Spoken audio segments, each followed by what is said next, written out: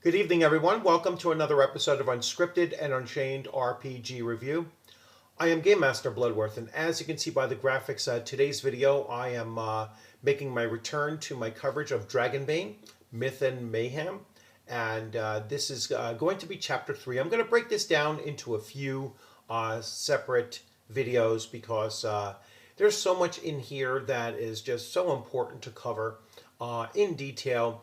And this is my first time reading through it. So I really do want to make sure that as I'm going through it, I'm consuming the information correctly and then just reading it out to you in the same fashion as well. So you're getting my first impressions, very first time of looking at this content here, and I do want to do both the game system justice, but as well as make it as authentic as possible as a first-time read-through. This is something that I really do try to do on my channel, is that you're going to get my first impression of seeing a game system. And if I'm struggling with a game system, then it sometimes indicates that either I read it wrong, or it might not be as clear as it should be or could be.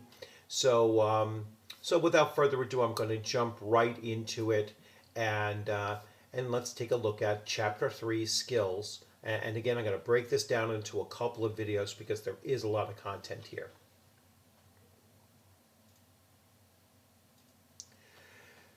So here we go. Role-playing as a role-playing game. A role-playing game is a conversation. The game master describes the scene. You describe how your character behaves. The GM describes how any NPCs react. You reply, and it goes back and forth. That is how the story is told and progresses. But sooner or later, a decisive situation will arise, a point of no return, a conflict that conversation alone cannot resolve. That is time to break out the dice and use one of your skills. This chapter also describes heroic abilities, which allows you to perform extraordinary actions that ordinary people cannot. Rolling the dice. There are 30 core skills in total in the game, not counting secondary skills like the schools of magic, and they are all described later in this chapter. Each skill is connected to one of the attributes, which determines your base chance in the skill when you create your player character. When using a skill, first describe what your player character is trying to achieve. Then roll a d20. As a result that is lower than or equal to your skill level means that your action succeeds. In combat, your skill rolls are often specific,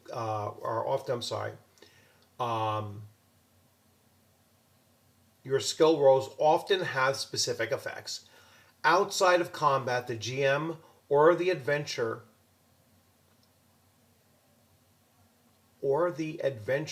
you are playing determines the effects of the roll. That should be adventurer. Like I said, it's a first time read through. So outside of combat, the GM or the adventurer you are playing determines the effects of the roll. Oh, maybe it is meant to be adventure. Okay. Rolling a dragon. Rolling a 1 on a d20 means that you are particularly successful. This is called rolling a dragon. In combat, a dragon roll has specific effects increasing the damage of an attack. For example, outside of combat, the GM decides the effect. Some suggestions are you impress everyone around you, you achieve more than intended, the action is performed faster than usual. Failure. Rolling above your skill level means that your action fails. For some reason, you do not achieve your goal. feel free to describe what happens together with the GM. The GM can also let failures have additional consequences to advance the story in an exciting way. No standstills. Failure must not stop the story completely. Even when you fail, there must be a way forward, perhaps at the cost of time, risk, or gold, but still a way. The GM has the final say on the consequences of failure in that particular situation. Rolling a demon. Rolling a 20 on a d20 is called rolling a demon and means that the roll fails regardless of your skill level and other circumstances. Rolling a demon also means that the roll cannot be pushed. Optional rule, page 32. Demon rolls can have additional effects in combat, page 46 and 49, and during spellcasting, page 59, outside of combat, the GM can let demon rolls have effects such as you damage yourself, someone else, or an item. You make a fool of yourself in front of everyone around you, and you make a lot of noise. Attribute rolls. When no skill seems relevant to the situation, the GM can instruct you to roll against a based attribute instead. A strength roll to lift something heavy, for example, but if there is a skill that covers the action you wish to perform, your roll must be based on that. In unclear cases, the GM decides what is appropriate. Only one chance. As a rule, you only have one chance to succeed with any action. Once you have rolled the dice, you may not roll again to achieve the same goal. You need to try something different. Wait until the circumstances have changed in a substantial way, or let another player character try. This rule does not apply in combat. Boons and Banes. Normally, the GM does not assess how difficult an action is. You only roll dice in challenging situations, period. But sometimes the GM might want to underscore that external factors either help or hinder an action. You might then get a boon or a bane to your roll. In both cases, you roll 2d20, but only one result counts. If you have a boon, only the lowest result applies. If you have a bane, only the highest result applies. There are also cases where the rules say that you get a boon or bane, for example, when attacking a prone opponent or shooting at long range. Multiple boons and banes. If you get multiple boons and banes to your roll, roll an additional d20 for each boon and bane and count only the lowest or highest result. However, please note that unless you have a very high skill level, rolls with multiple banes have a very low chance of success. Boon and bane. Sometimes you might get both boons and banes to your roll. Each boon negates one bane and vice versa. If you have one boon and one bane, make a normal roll 1d20. If you have two boons and one bane, it counts as a boon. Okay, so helping from others, one player character or NPC can help you succeed at a dice roll.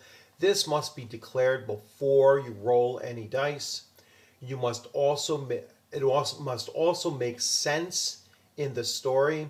The individual helping you must be physically present and have the capacity to support your action. The GM has the final say. However, someone helping you with a roll, you get a boon, see above. In combat, helping counts as an action.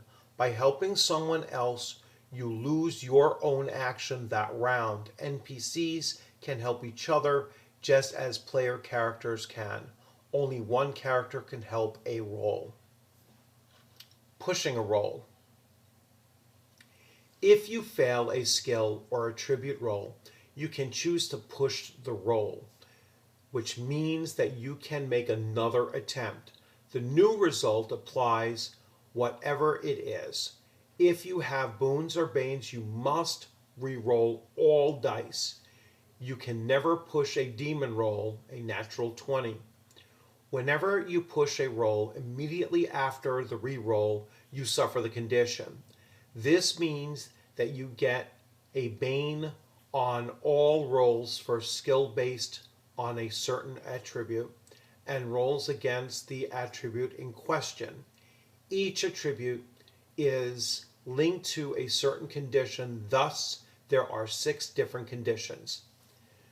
The condition for strength is exhausted, for constitution it's sickly, for agility it is dazed, for intelligent it is angry, for willpower it is scared, and for charisma it is disheartened. You decide which condition you get from a pushing roll with 2 important restrictions. You cannot choose a condition you already have. You must be able to explain how the condition results from the action you are trying to perform. The GM has the right to reject clearly unreasonable explanations.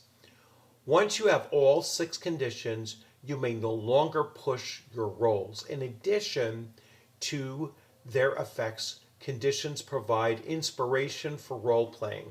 Mark conditions on your character sheet. Healing conditions. You can recover from a condition by resting. For more on resting and healing, see page 52. NPCs and monsters.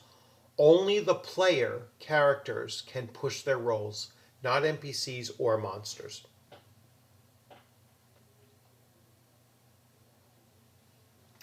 Opposed rolls. Sometimes you must beat your enemy in an opposed roll to succeed with an action. This means that both you and your adversary roll dice. Opposed rolls are used sparingly in the game and only when someone is actively opposing you. In combat, it only counts as an action for the active party. If your roll fails, your action fails as well, regardless of your opponent's roll. If your roll succeeds while your opponent's fails, your action succeeds. If both of you succeed with your rolls, your action succeeds if the result of your roll is lower than or equal to your opponent's result. If the opponent's result is lower than yours, you fail. Pushed rolls. Opposed rolls can be pushed, optional rules, see previous page, as well, but only if you are the active party. This cannot be done even after your opponent's roll. All right, so you have to declare it before the opponent rolls. Open opposed rolls. The GM can also use opposed rolls in situations where there is no active party, rolling strength against strength to decide the outcome of an arm wrestling match. This is called an open opposed roll. Open opposed rolls are re-rolled if both parties fail, or if both parties succeed and get the same result, both parties can push their rolls. So I'm assuming that in that case, an NPC can push a roll, or a monster, let's say.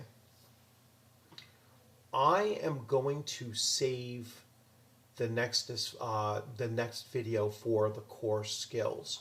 So just to do a really quick recap here of the very basics of dice rolling.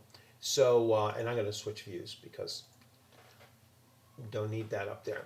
So it is a roll under system. So that's the first thing to remember. So rolling a 1 is better than rolling a 20. Your skill modifiers and any of your attribute modifiers are going to reduce the roll result. So again, into your benefit. unless those modifiers are pluses, and then they, of course, increase and run the chances of you failing more often than not. So modifiers are in there. I really do like the fact that it keeps on reminding you that you are supposed to be describing both what you're attempting to do as a player character and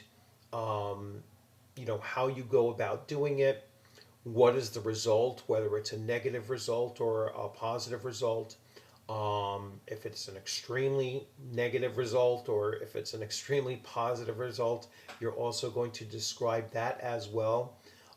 In some cases, you might have to coordinate with the game master and and see if what you propose as a result kind of makes sense in a situation. And so it should be, once the players, I think, become very familiar with this system, they'll start to become accustomed to just describing the action without having to have too many conflicts of where the game master has to say, yeah, that's just not something that's reasonable in this situation. So with that experience of players is going to come a much more smoother, smoother resolution, both verbally resolution as well as just interpreting the dice rolls very, very quickly and smoothly as well. So I really do like this. I like the the nuances of keep on going back and trying to describe what has taken place. I like the fact that you have so many skills, and we're going to get into the skills in the next video. But you also have you'll also have just nuances within that. You'll have different choices that you can make, whether or not you're going to push a roll, whether or not you're going to utilize a boon if you do have a boon, or if the game master is going to have you suffer a bane if you are going to have a bane in that situation. So I really do like the back and forth that seems to be emphasized in this.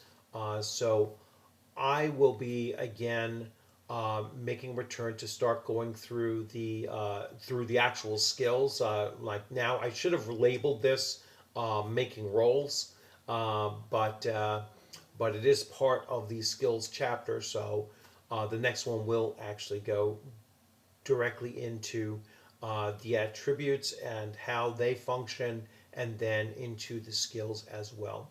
So, which means I'm going to come back to Dragonbane in just the next couple of days to really get through this whole chapter, possibly over the course of a week from now until then. And so I'm looking to knock off this chapter in 2 or 3 videos, that way, and fairly quickly. That way you can watch these pretty quickly and get a good sense of what chapter 3 is all about. So anyway, thank you so much for joining in. I hope you enjoyed this video. Please leave your questions or comments in the comments section. If you haven't subscribed, please consider subscribing. And as always, I look forward to seeing you on a gaming screen or at a gaming table sometime soon. You'll have a great rest of your day. And tomorrow, some more videos will be coming up, and possibly a live stream tomorrow evening. So be on the lookout for that as well. You'll have a great one. Thanks for stopping in.